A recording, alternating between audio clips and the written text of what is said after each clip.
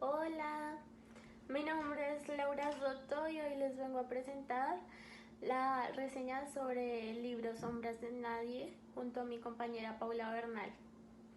Empecemos.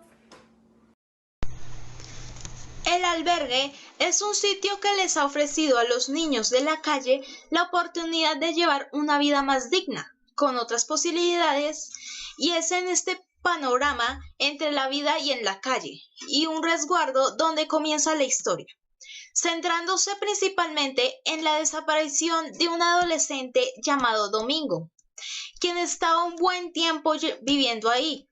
Sus compañeros salen a buscarlo, ya que les causa inquietud y desconcierto lo ocurrido, puesto que el albergue les ha brindado a los chicos el alimento diario y un sitio para poder dormir. Así que se les hace extraño que Domingo se hubiese ido así sin tener un motivo contundente. Adrián, otro de los adolescentes que también comparte estadía en este sitio y que al igual que sus compañeros tienen su propia historia de vida en la calle, es quien motiva a sus compañeros Pelo, Guicho, Iris, Greta, Olivia para salir a buscar a Domingo, puesto que sospecha que unos hombres a los que él denomina como ellos son los causantes de que Domingo esté desaparecido. Son los amigos de Domingo quienes preocupados se atreven a pensar de sus miedos a seguir esta aventura para tener algún indicio y poder encontrarlo. Basado en algunas pistas y con la ayuda de Ubaldo, el perfecto, quien los ayuda y los acompaña, salen en la búsqueda dividiéndose en pequeños grupos, esto con el fin de apresurarse y tener más posibilidades, solo que no cuentan con la suficiente suerte, ya que lastimosamente a Pelos, a Adrián y a Guicho también los secuestran, de una manera brutal, puesto que son golpeados en la cabeza, dándosele la razón a Adrián de sus sospechas previas respecto a los hechos. Inmediatamente los transportan en un vehículo hacia un puerto, donde los encierran en un container dentro de un barco, junto con otros niños que en sus rostros reflejan mucho miedo y angustia. Cuando por fin pueden darse cuenta que se encuentran encerrados y que van en un barco, los chicos se sorprenden entre ellos al ver que están con sus compañeros del albergue, ya que como habían sido secuestrados cada uno por separado y posteriormente habían sido amordazados y vendados sus ojos, no tenían ninguna idea de con quiénes ni para dónde iban, apenas empezaban a reconocer la cruel pesadilla que les esperaba. Una pesadilla que jamás se habían imaginado llegar a vivir. Estaban en un lugar extraño, diferente, lleno de interrogantes, y a pesar de que cada uno de ellos había vivido su propia pesadilla antes del albergue, esto ya era otra cosa muy diferente a lo anteriormente experimentado. El viaje obligado en el barco que los niños tienen que hacer nos muestra las condiciones lamentables en que tuvieron que estar alimentándose únicamente con bolillos duros y agua en mal estado. La desesperanza y la tristeza comenzaba a sentirse en aquel lugar, puesto que los chicos no tenían ninguna idea de lo que harían con ellos, ni a qué sitio los llevarían. Estaban en la incertidumbre, diría tratando de organizarse lo mejor posible, con la repartición de la poca comida, soportando los olores nauseabundos, aguantando la indiferencia y malos tratos de los malos hombres que los tenían allí. Durante el viaje, en el barco, Guicho reflexionó que a pesar de haber vivido en las calles, nada se comparaba con lo que estaba viviendo en este momento. Además que extrañaba el albergue, pues con todo y los defectos que pudieran tener, era un sitio que le había brindado un estilo de vida distinto. El albergue les había dado una nueva oportunidad para estudiar, para conocer a otros chicos en la misma situación, así que allí podían ver un panorama diferente para sus vidas, tenían posibilidades de salir adelante y llegar a cumplir sus sueños, pero a pesar de ello, aún seguían siendo chicos indefensos y vulnerables, niños sin padres, amparados por una institución, pero igualmente con muchos vacíos en sus corazones y tristezas guardadas por sus pasados. Contando con su propia valentía y determinación para no perderse de nuevo, pero ahora las cosas eran muy diferentes. Ya no podían decidir, ya no podían opinar ni elegir. Ahora otros decidían por ellos. Otras personas eran quienes los dominaban ahora en adelante. Estuvieron navegando por aproximadamente un mes, un tiempo en angustia y desolación, en el cual terminaron 3 niños enfermos por las condiciones deplorables en las que estuvieron. Por fin la travesía termina y llegan a tierra firme, donde los chicos más grandes son transportados en una camioneta hasta una gran bodega, escoltados en todo momento.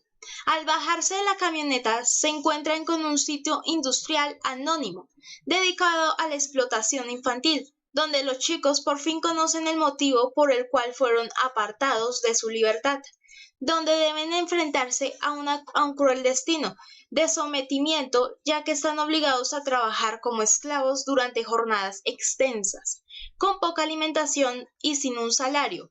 La primera noche, cuando llegaron, todo era expectativa, el miedo los dominaba, ya que no tenían idea de qué harían con ellos, pero poco a poco fueron dándose cuenta de que cada detalle fueron observando todo el sitio donde se encontraban, como por ejemplo las cortinas metálicas, que aseguraban que aquel lugar la habitación compartía con muchísimos niños y niñas de diferentes nacionalidades, las camas ubicadas en hileras, los uniformes desgastados y sucios de los niños más antiguos, los baños según el género con duchas de agua bastante fría, con un sitio con mesas donde se alimentaban y otro lugar amplio, con largas mesas y sus respectivos implementos de trabajo, donde deberían realizar las labores asignadas. El panorama era para nada alentador. Toda la opresión caía encima de ellos, sin poder defenderse, sintiéndose limitados y arrinconados, en un sitio donde no pidieron estar. Cada detalle estremecedor de lo que los niños tenían que vivir en una situación como esta, describiendo todo el trabajo forzoso que ellos tenían que realizar en contra de su voluntad. Se podía percibir que los niños, a pesar de no decir nada, ellos no querían estar allí como esclavos, con mala alimentación, utilizados como simples máquinas de producción. Por dentro estaban sufriendo, aunque en sus rostros se notara la conformidad y realizaran todo lo que les ordenaban, sin decir nada, porque sabían que cualquier intento de rebeldía les podía costar hasta la vida. Los niños no tenían más remedio que cumplir con las obligaciones impuestas, sentían desamparados, frágiles y vulnerables. Al no contar con la información respecto a los nombres de los captores, los chicos colocaban sobrenombres a los secuestradores, esto con el fin de poder referirse a ellos con las charlas con sus compañeros.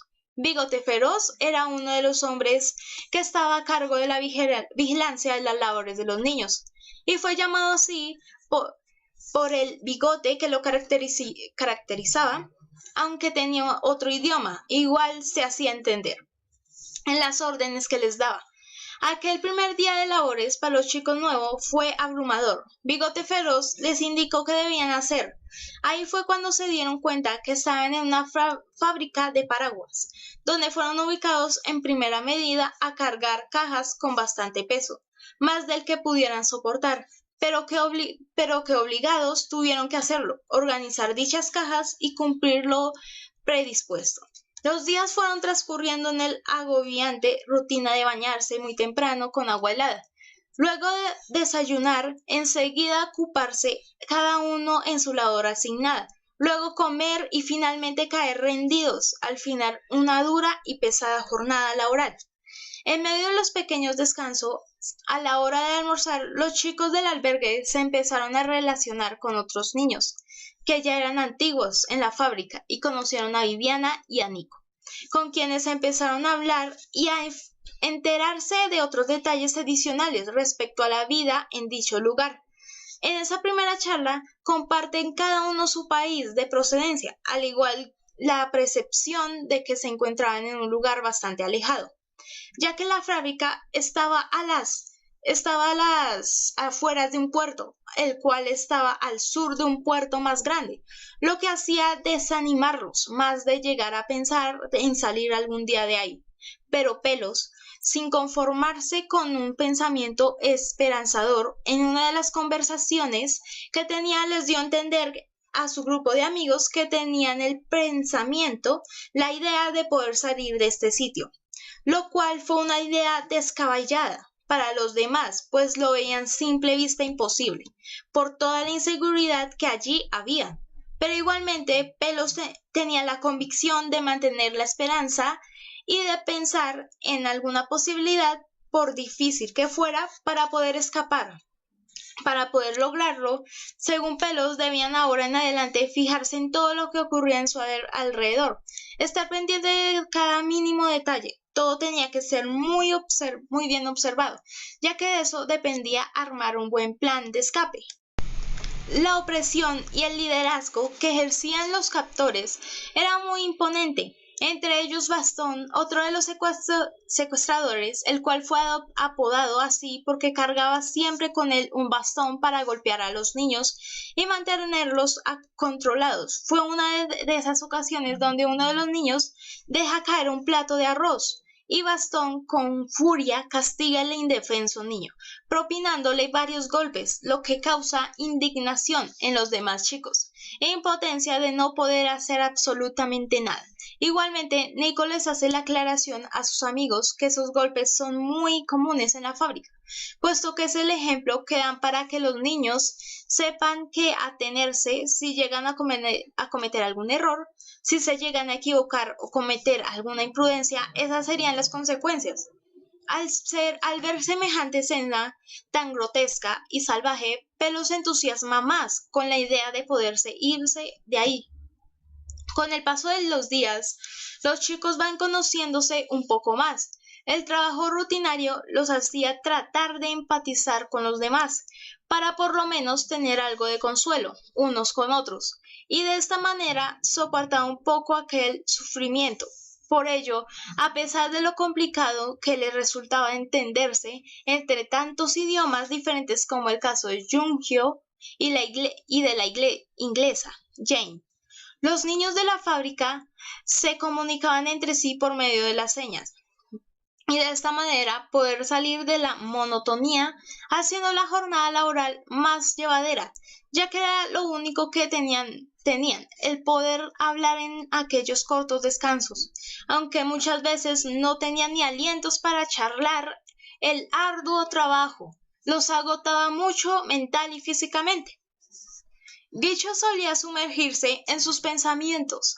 Mientras trabajaba, recordaba a don Máximo, el encargado del albergue. Pensaba si en algo se habría preocupado de la desaparición de los muchachos, pero que realmente lo dudaba, ya que don Máximo era un tipo interesado únicamente en recibir dinero de las donaciones. Reflexionó también sobre los reporteros y las comisiones de control, quienes realmente no ponían tanta atención sobre lo que ocurría en el albergue. Solamente a fin de año, cuando todos colocaban la atención en los albergues, cuando les llegaba la preocupación a las personas, al pensar en los favorecidos para hacer los donativos.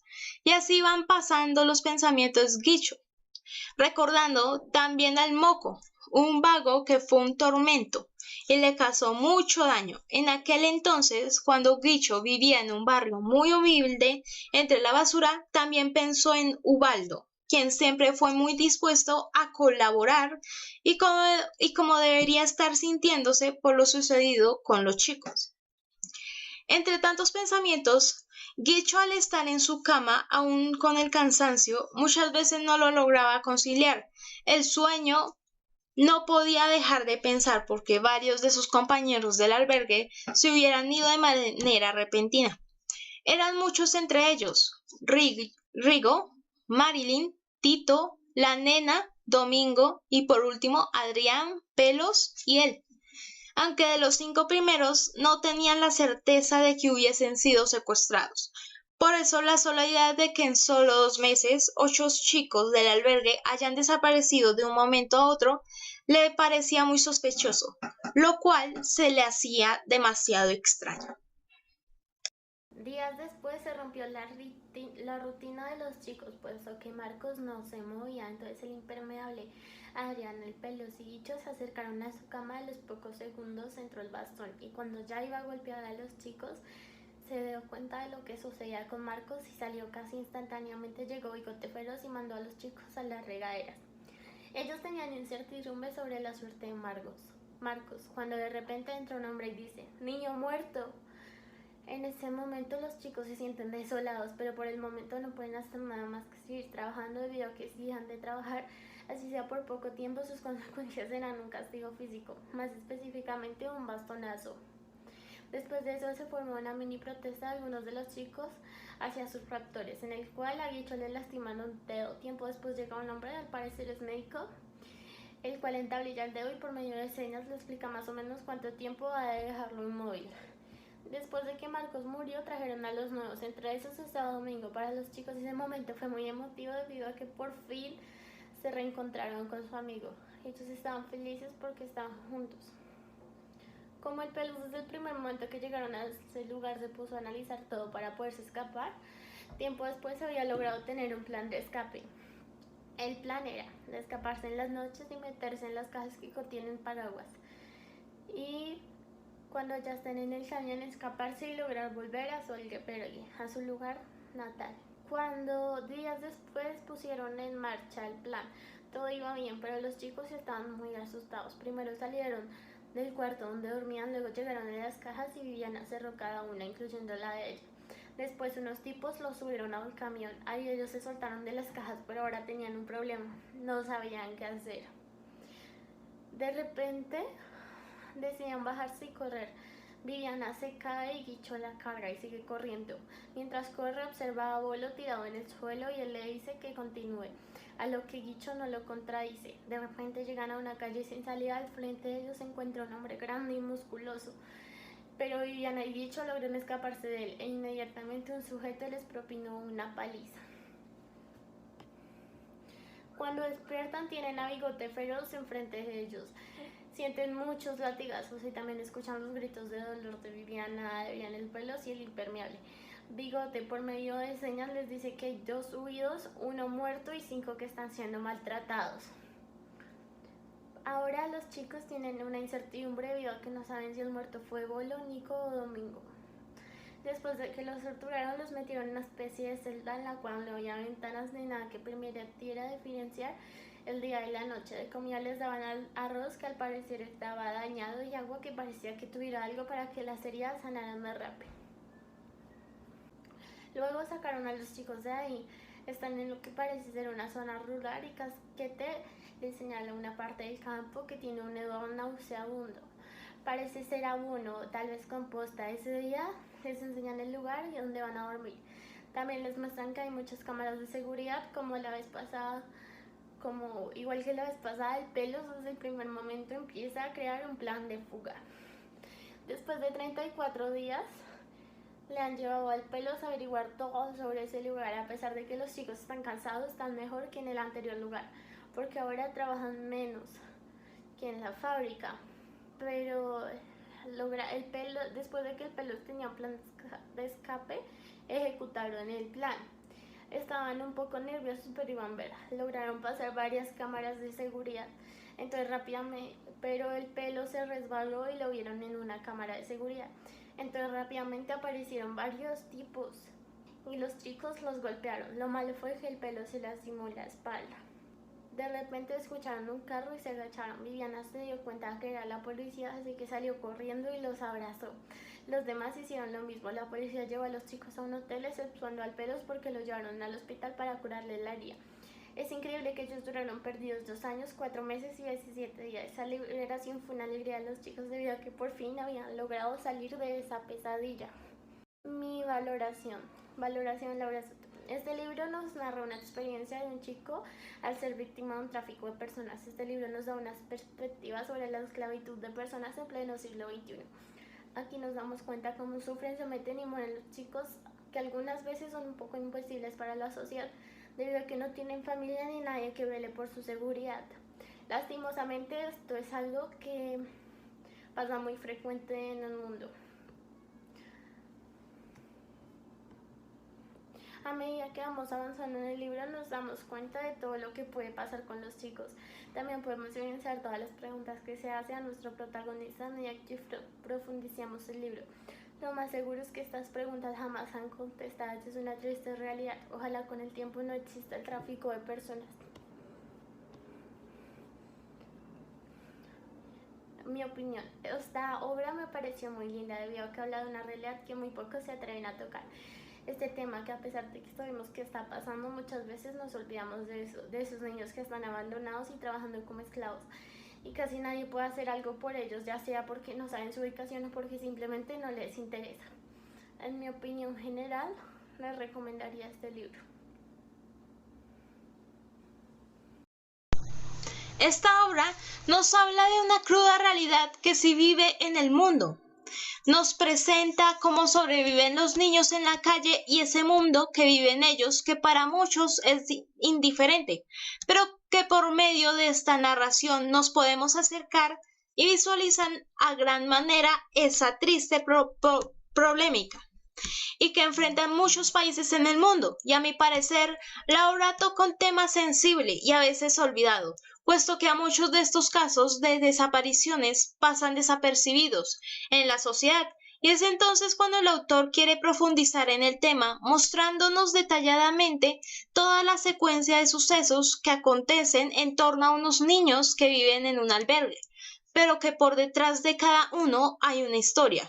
Por lo tanto, se nos muestra que existe un agravio a los derechos humanos y que en estos tiempos en que vivimos, la esclavitud está aún presente. El autor nos lleva por un mundo escondido, mirándonos a las verdaderas víctimas y una terrible desigualdad social que se debe a la infancia.